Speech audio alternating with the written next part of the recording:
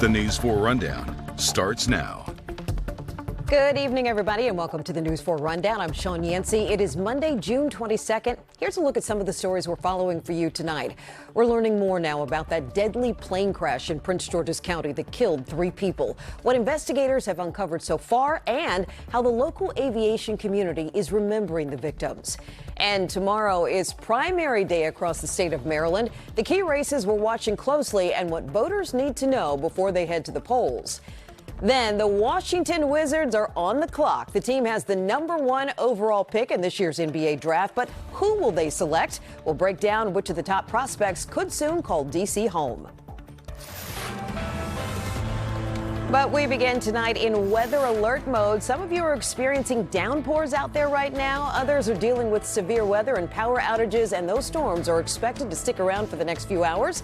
Let's get right to Storm Team 4 meteorologist Amelia Draper tracking all of this for us tonight. Amelia, we've seen a little bit of everything this evening. Yeah, Sean, even 2 tornado warnings in effect for parts of Charles County, one that included La Plata, another that included Waldorf, and hearing a lot of damage coming out of the Burke area in Virginia.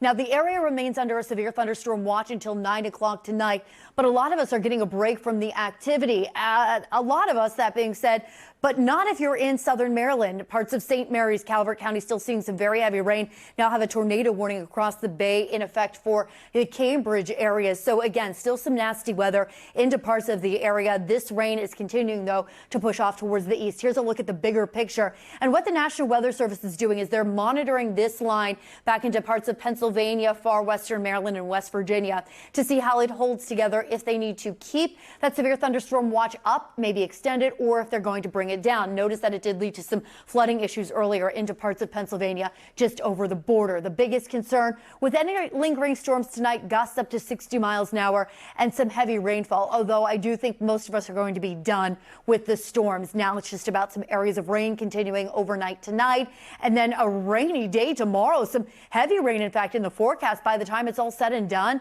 between today and tomorrow, we could pick up 1 to 3 inches of rain. Looking at the temperatures for the remainder of the evening hours, Sean, we're just kind of hanging out in the low to mid 70s. And again, some showers, maybe a few rumbles of thunder. But I think for most of us, the severe weather has now come to an end based on the latest radar trends. Tomorrow, though, I'm going to have more on a rainy, cool Tuesday coming up with future weather.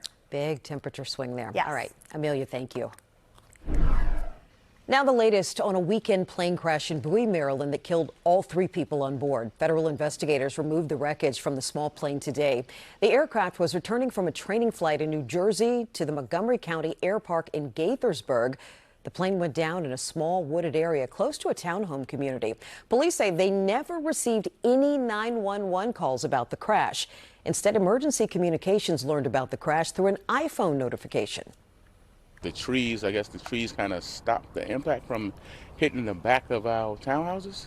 And, you know, I want to thank God for that it didn't actually hit our townhouse or catch on fire.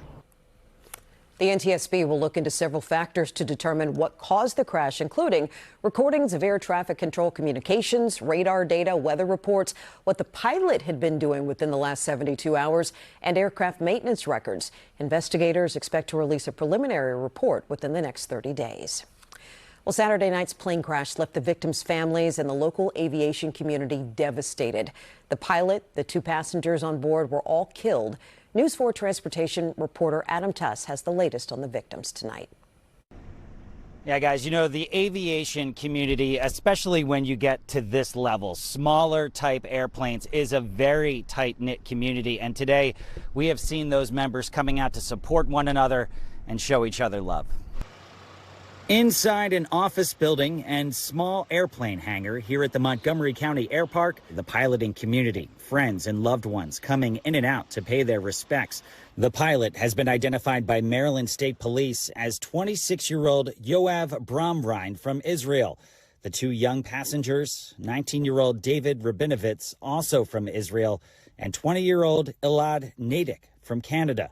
State police say they were on a flight path taking them from Ocean City, New Jersey, here to the Montgomery County Air Park, but they never made it. At the main building of the Montgomery County Air Park, we spoke to the family of the pilot, although the family did not wish to speak on camera. One woman clutches what appears to be a backpack. She gets a hug and is walked by family members out to a car.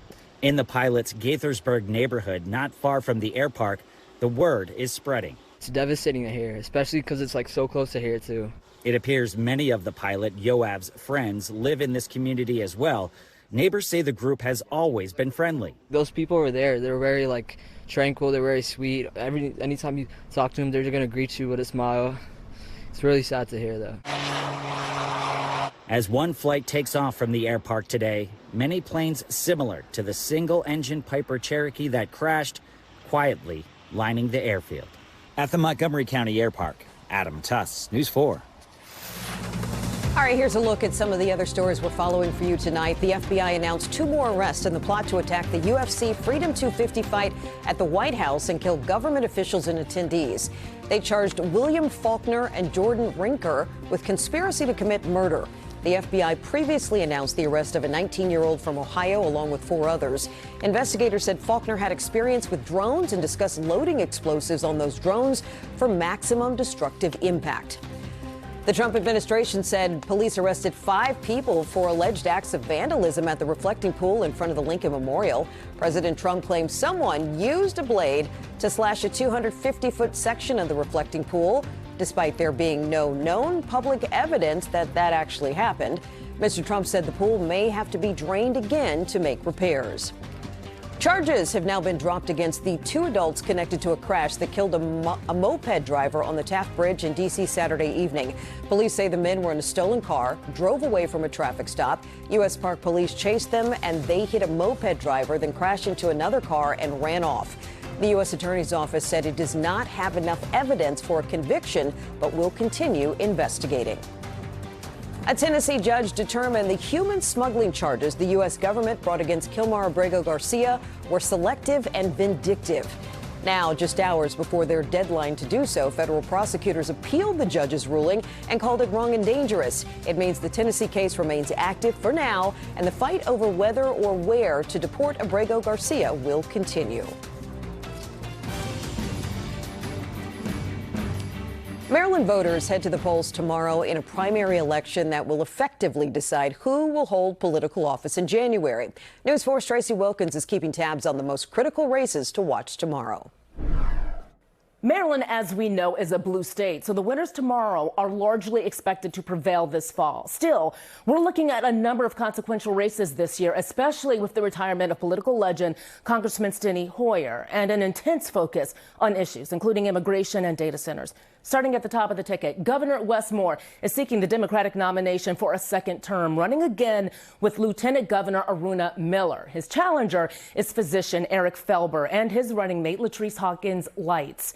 On the Republican side, 9 candidates are vying for the nomination, including former state delegate Dan Cox, who lost to Moore in 2022. The governor is expected to prevail tomorrow, but it's a toss-up as to who he'll face in the fall. Many expect it may be Cox again or retired banker Ed Hell Sr., who switched parties from Democrat to Republican ahead of the race. The most aggressive campaigning is happening in Maryland's congressional races this season, as you can tell by the slew of television ads ramping up in recent weeks. We've been closely following the race to replace outgoing Congressman Steny Hoyer in District 5. More than 20 people are hoping to win the Democratic nomination tomorrow, but top contenders include Adrian Boafo, a federal tech lobbyist who was endorsed by Hoyer, Governor Moore, and Senator Angela Alsobrooks. Boafo has reportedly also faced questions about the super PAC spending millions of dollars to boost his odds. Former Prince George's County Executive Rashawn Baker is also a contender, as are former Capitol Police Officer Harry Dunn, who has the backing of former House Speaker Nancy Pelosi, and healthcare executive Quincy Berebe, who has spent her own money on television ads in recent weeks. A lot of local voters may also recognize Prince George's County Councilwoman Walla Begay's name on the ballot, among others. Again, it's a heavily blue state, so the person who wins the primary is all but ensured to win this fall against a Republican challenger. The race in District 6, meanwhile, is shaping up to be one of the most expensive in the nation. This is the district that stretches from Montgomery County to Western Maryland. Incumbent April McLean Delaney is facing a serious challenge from former Congressman and Total Wine millionaire David Trone, who is seeking to return to office. The candidates have poured millions into their own campaigns, with federal campaign finance records showing McLean Delaney has loaned her campaign more than $7 million and Trone $25 million. Those are just some of the state's most critical races. Polls will open from 7 a.m. to 8 p.m. on Election Day. And keep in mind, for voters who may have received the incorrect party ballot, the Maryland State Board of Elections says it's mailed a second ballot to the affected voters, clearly marked replacement ballot. That's the one voters should use. That replacement ballot must be postmarked by USPS, dropped in a ballot drop box location, or taken to a polling place by 8 p.m. tomorrow. I'm Tracy Wilkins, News 4. Tracy, thank you. To the district now, nearly a week after the primary there, we have a better, clearer picture of those election results. In the Ward 1 race, Aparna Raj is now projected to win the Democratic primary after 4 rounds of ranked choice voting tabulation. And in the at-large race, Oye Owalewa is the projected winner after 8 rounds. Earlier today on Yang spoke with Sam Delgado, a reporter with the 51st, about the political shift that's happening in the district. What do you make of these nominees that the Democrats, the people in the city, have chosen? What message are the voters sending here? I think that the message that voters are sending is flatly that they want change, and they want someone who's going to address their day-to-day quality of life issues, particularly around affordability. What these progressive candidates all had in common was that they campaigned on the idea that the way that DC is currently being governed isn't working for working families, and really zeroed in on the affordability aspect, as well as on federal interference from the Trump administration. Right. And that Trump effect is always going to be in the background here. How do you expect this new council to govern if all of these primary winners are elected in November? And of course, you have to think about replacing Robert White and Janice Lewis-George, who both won their respective elections. Exactly. And so for that reason, I think it's still a little bit up in the air how this new council will govern. Like you just mentioned, there are going to be 2 new council members that replace Janice Lewis-George and Robert White based on special elections. And once those seats are filled, I think we'll have a much more fuller picture of how this council will govern. There's also still, moderate lawmakers on the council, like Council Chair Phil Mendelson, that the new progressive council members will need to work with. And many of them have indicated that they look forward to doing so. But overall, I do think that there will be a progressive caucus in the council and in the mayor's office. And I think we'll see them work together to advance some of their shared ideas. Now, a lot of changes coming to D.C. for sure. This is just the beginning. Sam Delgado with the 51st. Thanks so much for joining us with your insight. Yeah, thank you so much. All right, the News 4 Rundown will be right back. But first, let's check back in with Storm Team 4 meteorologist Amelia Draper. Amelia, is it still raining out there? We're still seeing rain into parts of the area, especially east of Washington. I really think our severe weather threat is greatly diminishing now, especially as we head towards sunset. And this is your forecast for tomorrow. We're going to be 20 degrees cooler after a high today of 96. Temperatures tomorrow in the 60s and 70s throughout the day, with rain likely at times for the morning, midday, and early afternoon hours. I'm going to have more on the storms tonight and what you can expect for the rest of the work week coming up after the break. But first, here's a live look outside at CityCam, where you can see there's a mix of stormy skies and some sunshine still peeking out on this Monday evening.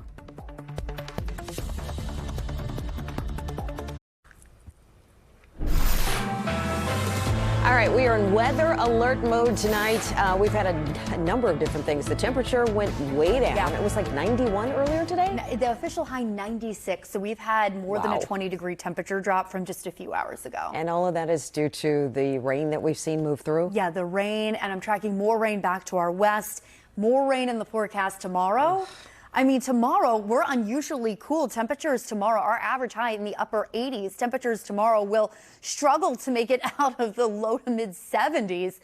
So here's a look at your weather headlines. Based on the latest radar trends, I really do see our severe weather threat quickly coming to an end. That's transferring over toward the eastern shore right now.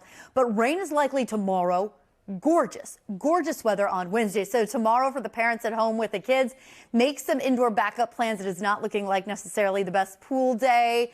or Park Day. And I'm keeping a close eye on the weekend. Summer weekend, maybe some storms in the forecast right now on Saturday.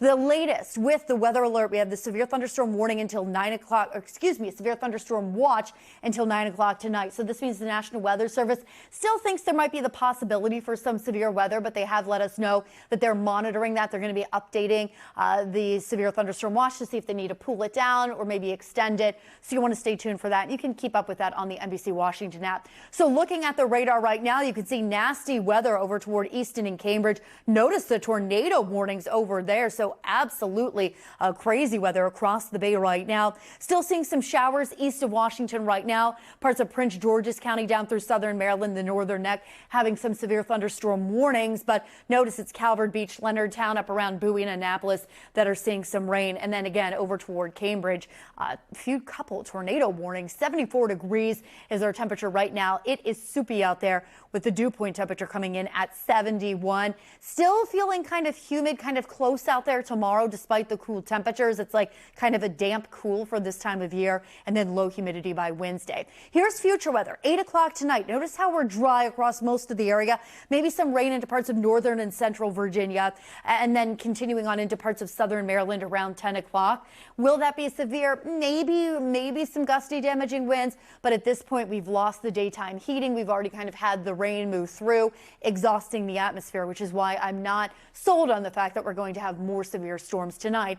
But again, we'll continue to monitor that for you. Here we are, 8 a.m. tomorrow morning. Notice rain along and north and west of I-95 around lunchtime. Tracking showers in the district, north and west of Washington along 66. 4 o'clock, still tracking rain in the metro area, now shifting a little bit farther to the east. So an area of low pressure rides up this disturbance tomorrow and brings us rain showers at times pretty much through the entire day. Otherwise cloudy and much cooler, a high temperature only around 75 degrees. Near steady temperatures throughout the day. Beautiful on Wednesday, a high of 82, low humidity. Summer-like on Thursday, a high of 88. Maybe some late-day thunderstorms on Friday, and the chance for some showers or maybe a thunderstorm around on Saturday. Not looking like a washout. 85 for a high on Saturday and 90 degrees for a high right now on Sunday, Sean. All right, Amelia, thank you.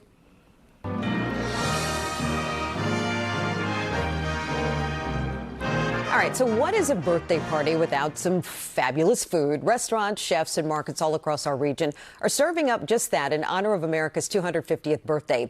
Eat 250 America at the Table is a celebration of cultural exchange, of cuisine that's helped shape our nation. It runs through the end of June. News 4's Jumie Olabanji spoke with 3 local foodies about the collaboration. Thank you all for coming in. Thanks for having us. Yeah, so first, Sean, I want to ask you, why was Eat 250 created? Well, because the primary's over and we need a way to bring people back together. Celebrate America's history through food. We got a lot of people coming to D.C. to celebrate over the next couple of months. Yeah. And what better way to highlight our restaurants regionally than to do a promotion celebrating our restaurants through America's 250, but our version, Eat 250. What does food kind of reveal about the American story? As the president of RAMW, who, you do your own, like, Sean eats all around town, so you're tasting so many of the different flavors and cultures we have. But in your opinion, how does that tell the story of America? So D.C. is very international. Yes. We have a lot of different cuisines throughout the region. And I think this is the best way to tell our story through food, right? Regardless of what cuisine you want, you can find it in this area. And that's what I love about it. For those who don't know, I mean, we have Italian and Ethiopian here today, which I love. Antonio, our viewers might remember you from Ann and I visited Stellina over in Union Market before I went to the Olympics in Milan. What has it been like to partner up with Doro and create this like fusion of cultures, including Italian, which is like an American favorite? It was natural, Ethiopian and Italian, we have a lot of things in common. Starting from the coffee near you, that they are masters in roasting their coffee. Italian are master in drinking it and with espresso and taking their time. Pizzas and levitation, so you have they have their own injera. Yes, There's like 48 to 72 hours fermentations. and we agglomerated like their flavors with ours. And you know, as you know, Italian cuisine is so different. We are from the south, so we have a lot of spices coming from all around the world. And of course, we took some of the Ethiopian spices today to make these amazing dishes. Chef Elias, can you talk about your restaurant and just what, for those who have not had Ethiopian cuisine, what it entails? Yes, so my restaurant is Doro Soul Food. Yes. So my background is Ethiopian. So we do a take on traditional Southern cuisine, and we incorporate Ethiopian flavors. Yes. And essentially some fried chickens, mac and cheese. We do some Doro flavors, which is our chicken stew. And with that, we're marrying some of pizza and some pasta with our friend from Stellina, and that's going to be our cuisine. And that's what our cuisine represents, is taking a little bit of our culture here in the U.S., what we grew up on, and Popeyes were great fried chicken, me as a kid, and now that as a chef, and I want to tell my story and also tell about, introduce some of our different spices that we use, like our berberes, our stews, the kaiwut. So that's kind of what it represents. These aren't the only two pair-ups, Sean. Right. There's several. Can you talk a little bit about the other kind of collabs we have and how everyone can get a ticket or how they can get into one of these dinners? So eat250.com is the website. It's actually running, it's two-pronged approach here. We have a program with over 200 restaurants participating, running specials for the rest of the month from June 14th to June 28th. You can go to the website and see who's participating. But then also we have about 11 collaboration dinners that are scheduled. Thanks to our amazing partners, the Mayor's Office, Events DC, and TAA, PR firm, we were able to put this together in celebrating 250. I'm going to all the dinners. I'm going to all the dinners. Can't wait. This looks amazing. Go online, E250, get the information. Sean Townsend from RAMW, Antonio from Stellina, and Chef Elias from Dorowat. Thank you all for coming in. Thank you. Looks delicious. Let's eat. Yes, let's eat.